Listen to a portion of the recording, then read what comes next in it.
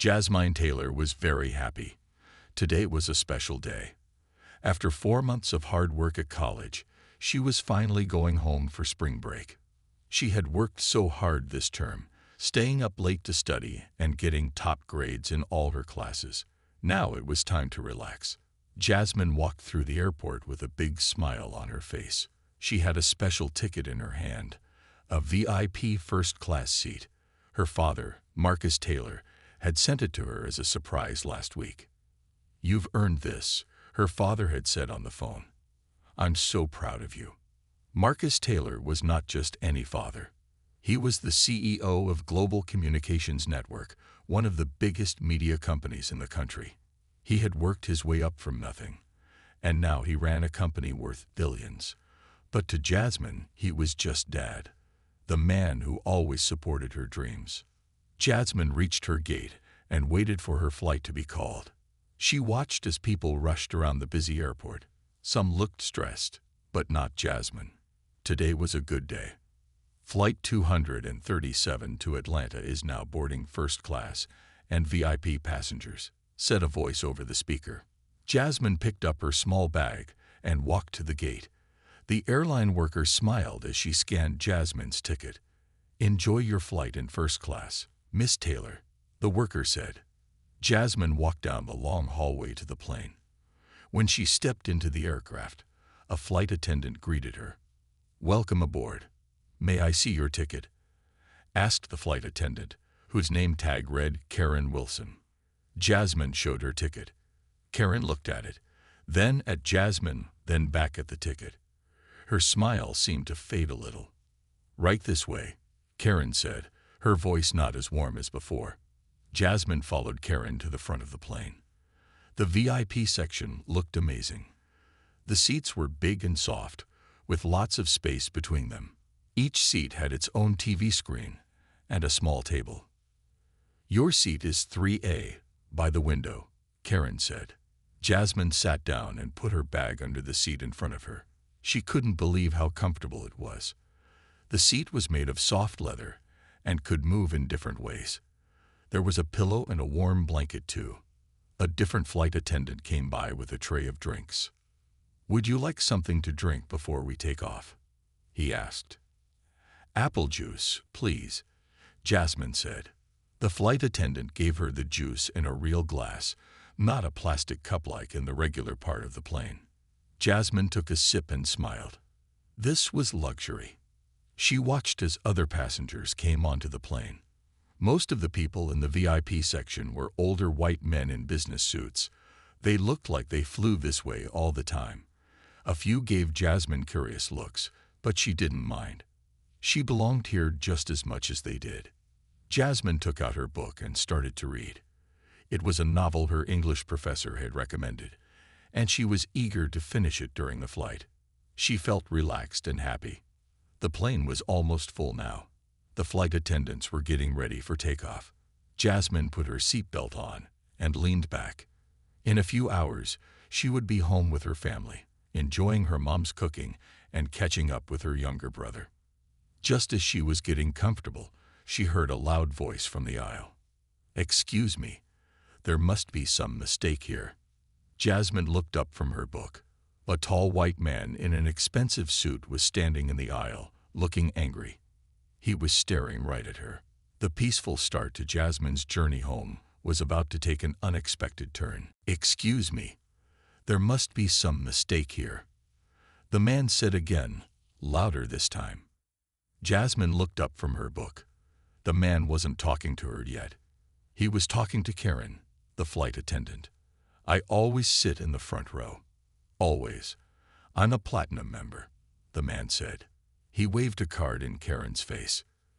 Karen nodded and looked at his ticket. "I'm sorry, Mr. Richards. It seems there has been a change today. Your seat is 3B. Mr. Richards looked at the seat next to Jasmine. His face got red. "That's not my usual seat. I need my usual seat." "I understand, sir, but the plane is full today," Karen said in a soft voice. "Who is sitting in my regular seat?" Mr. Richards asked. Karen whispered something to him. Mr. Richards looked toward the front row. then back at Jasmine. His eyes narrowed. "Well, can't you move someone?" he asked. Jasmine tried to go back to her book. This was not her problem. She had her ticket. She was in the right seat. Karen and Mr. Richards kept talking, but now they were talking more quietly. Jasmine could not hear what they were saying. Other passengers were coming onto the plane, trying to get past Mr. Richards, who was still standing in the aisle. After a few minutes, Karen walked over to Jasmine's seat. She had a big smile on her face, but the smile did not reach her eyes. "Excuse me, miss," Karen said.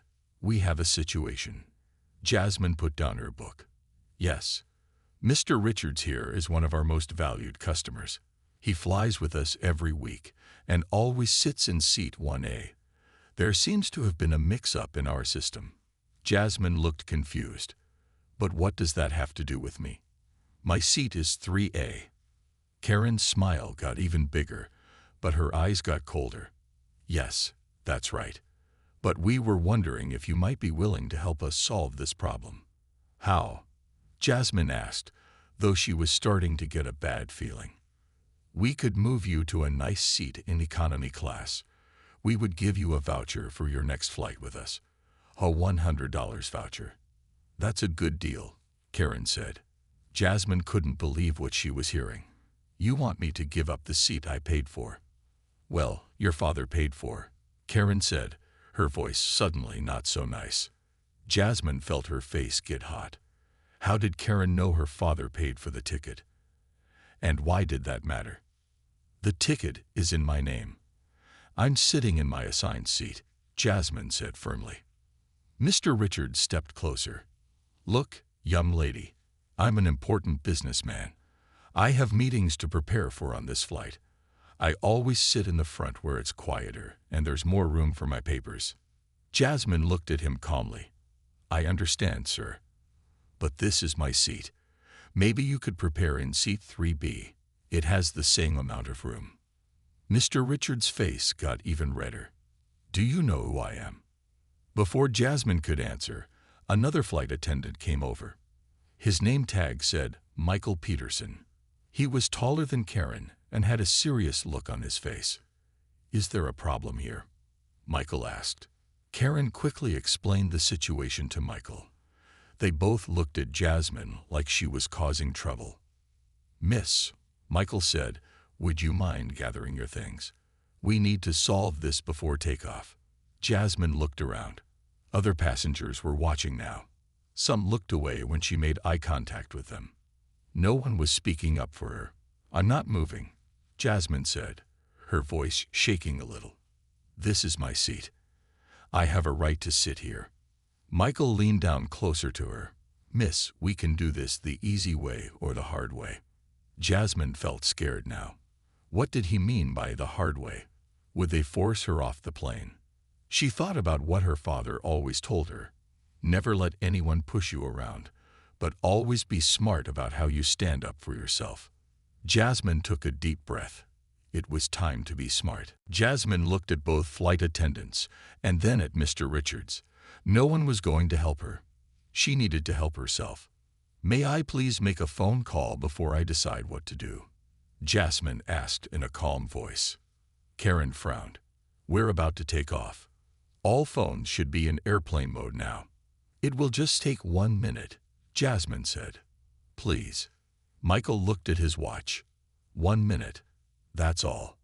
Jasmine took out her phone. Her hands were shaking a little as she called her father. The phone rang 3 times before he answered. "Jasmine, aren't you on the plane?" her father asked. "Yes, Dad, I am." "But there's a problem," Jasmine said. She tried to keep her voice steady. "What's wrong?" Her father's voice changed. He could tell something was not right. "They want me to give up my seat in first class. There's a man who says he always sits in the front row. Now they want me to move to economy," Jasmine explained. "But you have a ticket for that seat, right?" her father asked. "Yes, my ticket says seat 3A. That's where I'm sitting now." "Then why are they asking you to move?" Jasmine looked around. Karen and Michael were watching her closely. Mr. Richards was still standing in the aisle, tapping his foot. "I don't know, Dad," Jasmine said quietly. "I'm the only black person in the first-class section." There was silence on the other end of the phone. Then her father spoke, his voice very calm, but very firm. "Put the flight attendant on the phone," he said. "Dad wants to talk to you," Jasmine said, holding out her phone to Karen.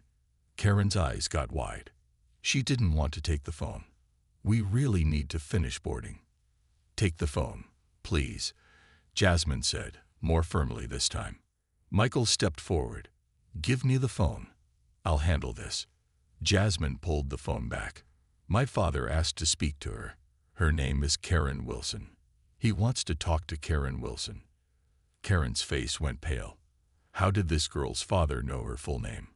She slowly took the phone from Jasmine's hand. "Hello, this is Karen Wilson," she said in a shaky voice. Jasmine couldn't hear what her father was saying, but she could see the effect of his words on Karen's face. First, Karen looked annoyed. Then she looked worried. Then she looked scared. "Yes, sir. I understand, sir," Karen said. "No, sir, I didn't realize." "Yes, sir." The other passengers were watching now. Everyone was quiet, trying to hear what was happening. "Mr. Taylor, please let me explain," Karen tried to say, but it seemed like Jasmine's father was not letting her talk much. At the mention of the name Taylor, Michael's face changed. He suddenly looked nervous too. "Taylor, as in Marcus Taylor," Michael whispered to Jasmine. Jasmine just nodded. Michael stepped back a little. Mr. Richards looked confused. "What's going on?" Mr. Richards demanded. "Who is she talking to?" No one answered him. Karen was still on the phone, her face getting paler by the second. "Yes, sir. I'll get the captain right away," Karen finally said. She handed the phone back to Jasmine with a trembling hand.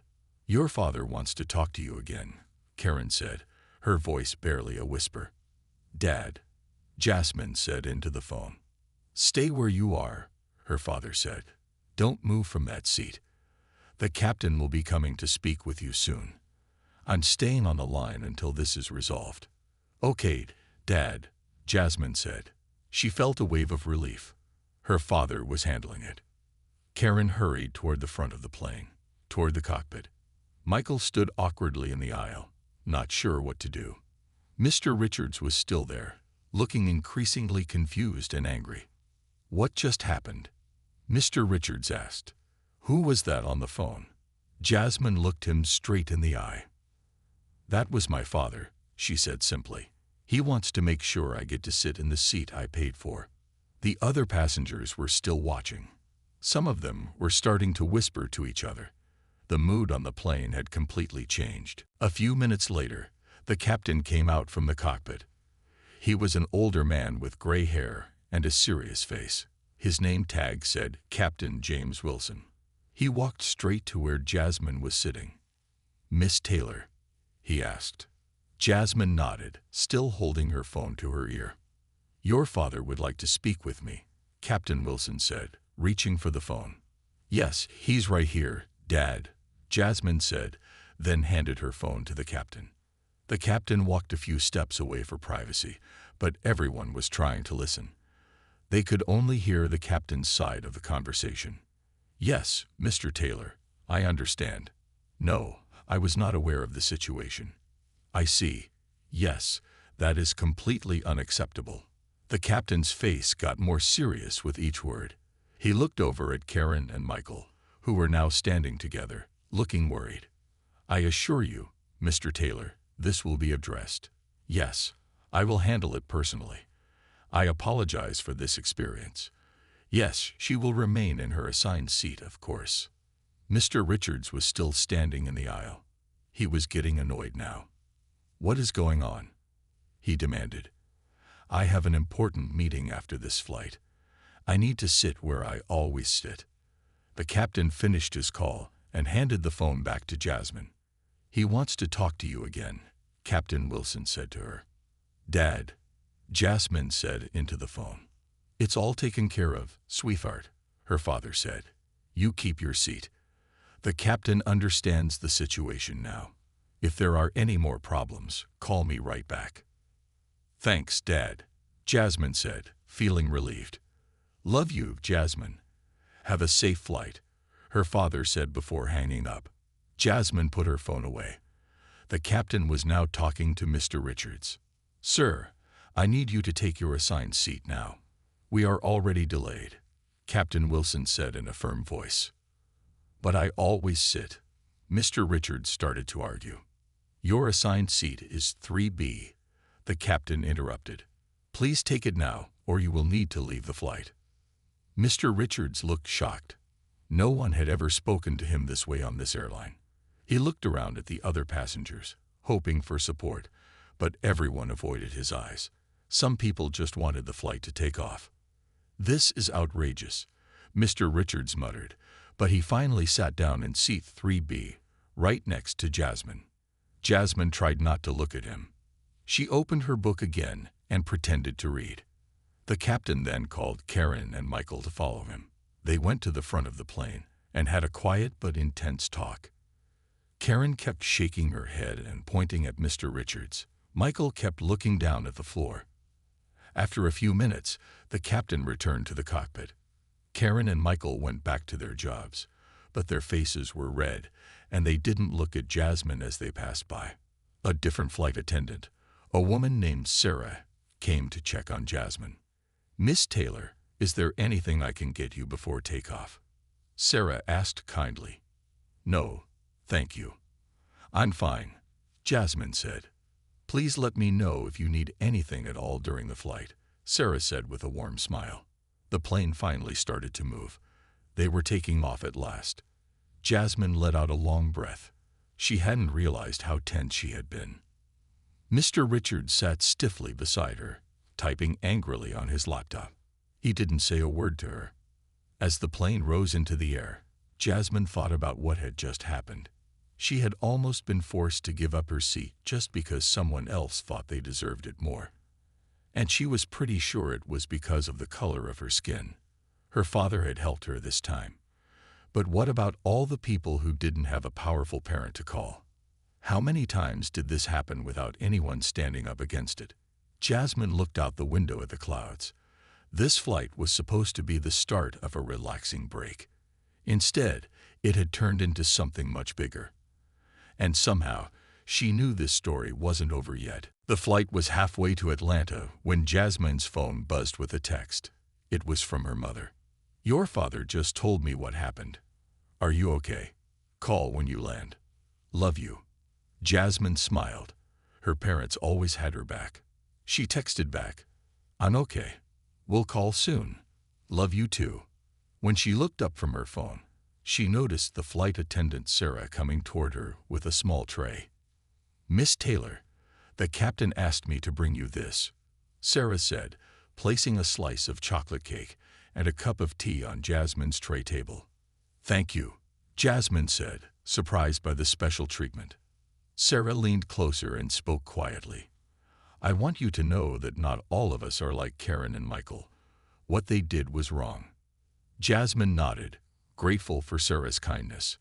"Thank you for saying that." Mr. Richards glanced at Jasmine's cake with a frown but said nothing. He had been typing on his laptop the whole time, ignoring her completely.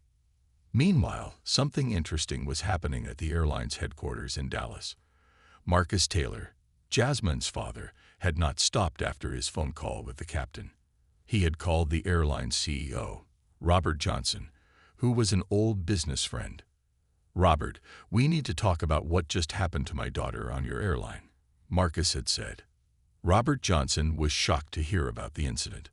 "I'm so sorry, Marcus. This is completely unacceptable. I'll look into it right away." Within minutes, the CEO had called an emergency meeting with the head of customer service and the vice president of operations. They reviewed the flight details and pulled up information about the flight crew. "We have a serious situation," Robert told his team.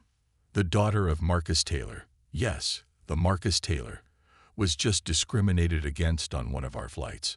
I want a full investigation, and I want it now."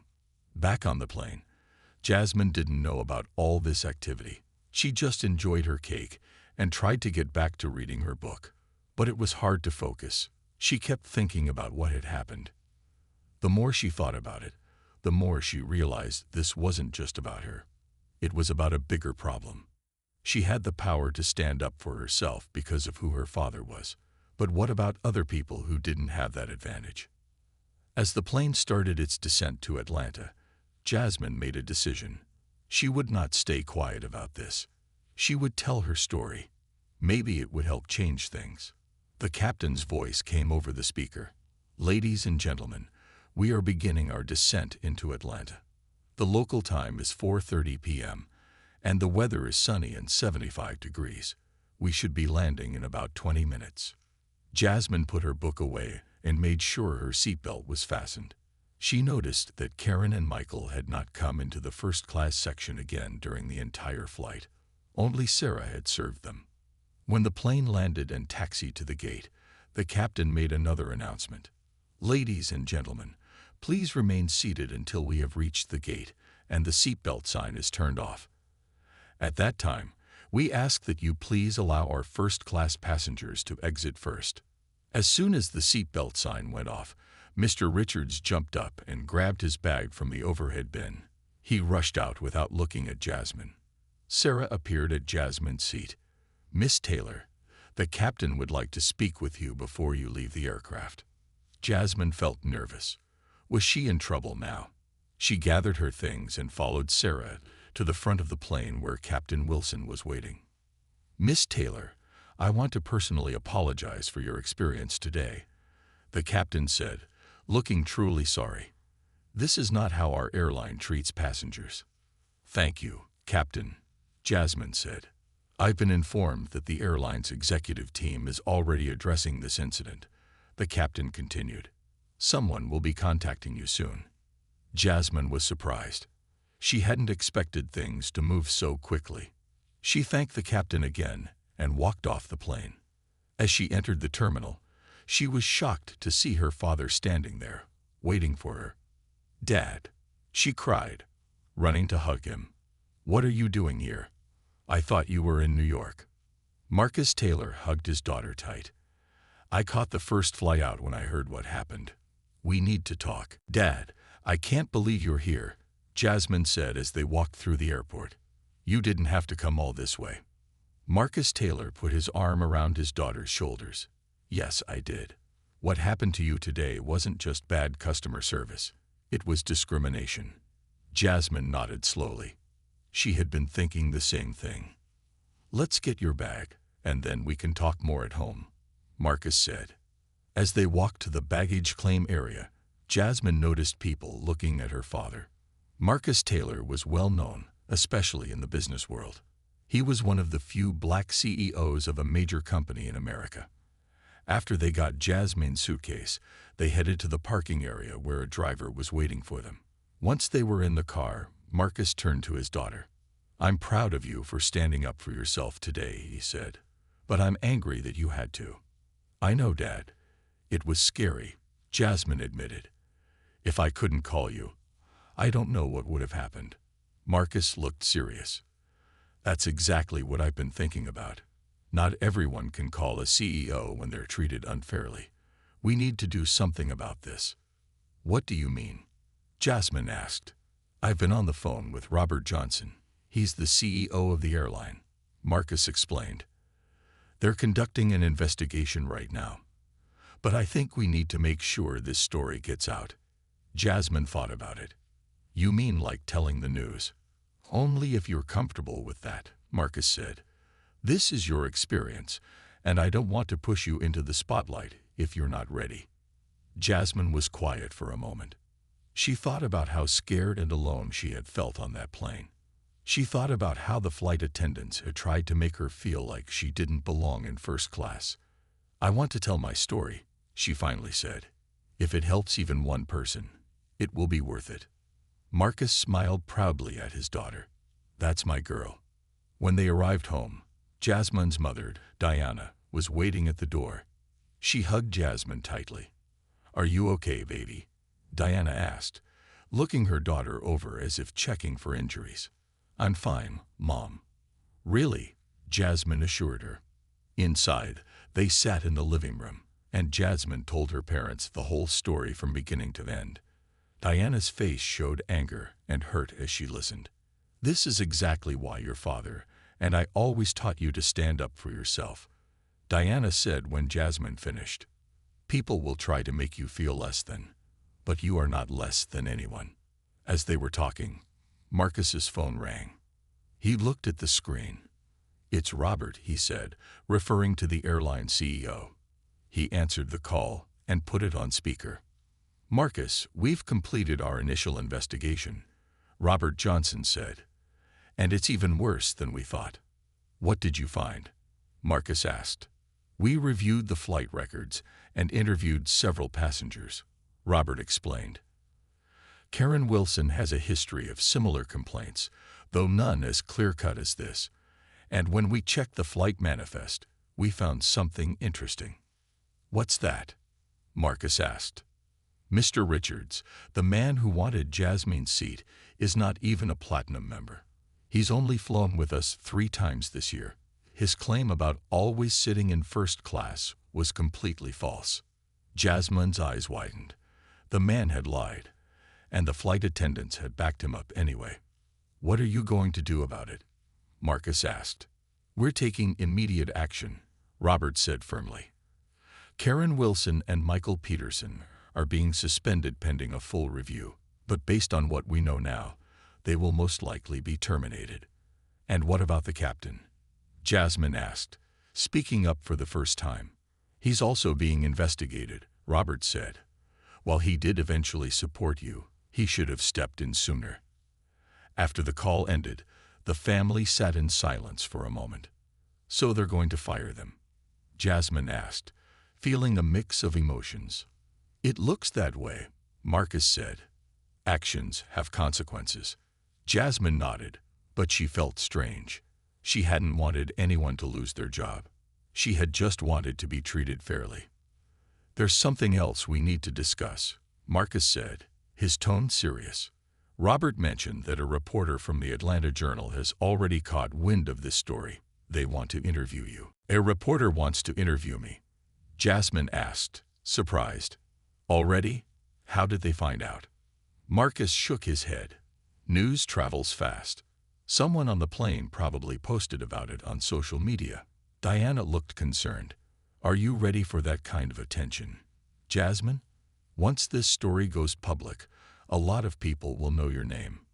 Jasmine thought about it.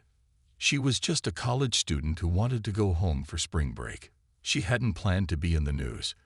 But then she remembered how it felt to be singled out, to be treated unfairly because of her skin color. "I think I need to do this," Jasmine said finally. "If my story can help change things, even a little bit, then I should tell it." "If you're sure, then we'll support you," Marcus said. "The reporter wants to meet tomorrow. I'll be there with you the whole time." The next morning, Jasmine was nervous.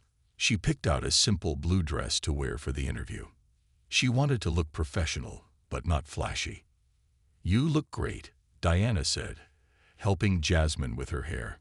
"Just remember to speak from your heart. Tell the truth about what happened." The reporter, a woman named Lisa Chen, arrived at their house at 10 a.m. She brought a photographer with her. "Thank you for agreeing to talk with me, Jasmine," Lisa said as they sat in the living room. "Can you tell me, in your own words, what happened on that flight?" Jasmine took a deep breath and told her story. She described how the flight attendants had tried to make her move, how they had sided with Mr. Richards, even though she had the right ticket, and how they had only backed down when they realized who her father was. "I kept thinking about what would have happened if I couldn't call my dad," Jasmine said. "What happens to people who don't have someone powerful to help them?" Lisa nodded, taking notes. "That's a very important point, Jasmine. Do you think this was about race?" Jasmine looked at her father, who gave her an encouraging nod. "Yes, I do," Jasmine said firmly. "I was the only black person in first class. They assumed I didn't belong there." The interview lasted for an hour. Lisa asked detailed questions about everything that had happened. The photographer took pictures of Jasmine and her family. Before she left, Lisa said, "This story will be in tomorrow's paper. I think it's going to make a big impact."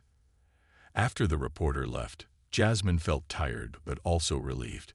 She had told her story truthfully. That evening, Jasmine's phone started buzzing with text messages from her friends at college. "OMG Jasmine, you're trending on Twitter. Just saw your story online. So proud of you for standing up. People are sharing your story everywhere. You're famous." Jasmine quickly went online and was shocked by what she saw. Her story had already been published on the newspaper's website, and it was spreading fast. The headline read, "Black college student forced to give up first-class seat until CEO father intervenes." There were thousands of comments. Most people were supporting her and sharing their own similar experiences. Some were angry at the airline. A few were saying she was just getting special treatment because of her father. One comment caught her eye. "This isn't just about one girl on one flight. This is about who we think belongs in certain spaces and who doesn't. We need to do better." Jasmine showed the comment to her parents. "That's exactly what I wanted people to understand," she said. The family's phone rang. It was Robert Johnson, the airline CEO, again. "Marcus, I just saw the article," he said when Marcus put him on speaker. "I want you to know that we've made our decision." The family held their breath. "Karen Wilson and Michael Peterson have been terminated, effective immediately," Robert said. "And Captain Wilson has been suspended for 2 weeks without pay. He should have intervened sooner." "What else are you doing to make sure this doesn't happen again?" Marcus asked. "We're implementing new training for all our staff," Robert explained. "And we're reviewing our policies. I'd like to meet with Jasmine, if she's willing. Her perspective could help us make real changes." After the call ended, Jasmine sat quietly for a moment. "Are you okay?" Diana asked her daughter. "I didn't expect all of this to happen so fast," Jasmine said. "But I'm glad people are listening." The next morning, Jasmine woke up to find her story on the front page of the Atlanta Journal. Her phone had so many notifications that it kept buzzing. She had to turn it off just to think clearly. "Jasmine, come downstairs," her mother called. "You need to see this." Jasmine hurried down to the living room, where her parents were watching the morning news. On the TV screen was her photo next to a picture of the airline's logo. "The story of Jasmine Taylor has gone viral overnight," the news anchor was saying. "The college student who was asked to give up her first-class seat has sparked a national conversation about racial bias in the travel industry." Jasmine sat down slowly, staring at the TV. This was much bigger than she had expected. "There's more," her father said, showing her his tablet. On social media, thousands of people were using the hashtag #RightfulSeat to share their own stories of discrimination on planes, in restaurants, in stores, and in many other places. "People are really connecting with your experience," Diana said, squeezing her daughter's hand. The family's doorbell rang. It was another reporter, and then another. Soon, there were several news vans parked outside their house. "This is getting crazy," Jasmine said, peeking through the curtains. "You don't have to talk to all of them," Marcus assured her. "It's your choice." Jasmine thought about it. "I want to do one more interview with all of them together. Then I need to get back to being a regular college student." Marcus and Diana helped arrange a small press conference in their front yard. Jasmine stood between her parents as reporters asked questions and cameras flashed. "What do you hope comes from sharing your story?" one reporter asked. Jasmine took a deep breath. "I hope people will think about how they treat others who look different from them. I hope companies will train their employees better. And I hope anyone who faces discrimination will know they deserve to be treated with respect." Her words were clear and strong. The reporters wrote down everything she said. After the press conference, Jasmine checked her email. There was a message from the airline CEO, Robert Johnson. "Dear Jasmine," the email read, "I want to personally thank you for bringing this incident to light. Our company is making immediate changes to our training programs. We would like to offer you an internship with our customer experience team this summer to help us improve." Jasmine showed the email to her parents. "What do you think? Should I do it?" "It's up to you," Marcus said. "But it could be a chance to make real change from the inside." Later that afternoon, Jasmine received another surprising email. This one was from Sarah, the kind flight attendant who had helped her on the plane. "Dear Jasmine," Sarah wrote, "I wanted to thank you for speaking up. Many of us have seen this kind of treatment happen before, but no one was brave enough to challenge it. Because of you, things are already starting to change at the airline. Our manager called a special meeting today to discuss what happened and how to prevent it in the future. Please know that you have supporters here who are grateful for your courage." Reading Sarah's words made Jasmine feel like what she was doing really mattered. That evening, as the family was eating dinner, the phone rang again. It was a woman Jasmine had never heard of. "My name is Dr. Lisa Robinson," the woman said when Jasmine answered. "I'm the president of the National Coalition for Equality in Public Spaces. We've been following your story, and we'd like to invite you to speak at our annual conference next month." Jasmine was surprised. "Me? But I'm just a college student." "Sometimes the most powerful voices are those who simply tell their truth," Dr. Robinson said. "Your experience has resonated with so many people. Would you consider sharing it with our members?" After the call, Jasmine sat in the kitchen, thinking about everything that had happened since that moment on the plane when she decided to call her father. "Are you okay, honey?" Diana asked, noticing how quiet she was. "I'm just surprised by all this," Jasmine said. "I never thought standing up for my seat would lead to all of this." Marcus put his hand on her shoulder. "Sometimes, the smallest actions can create the biggest changes." 6 months had passed since that day on the plane.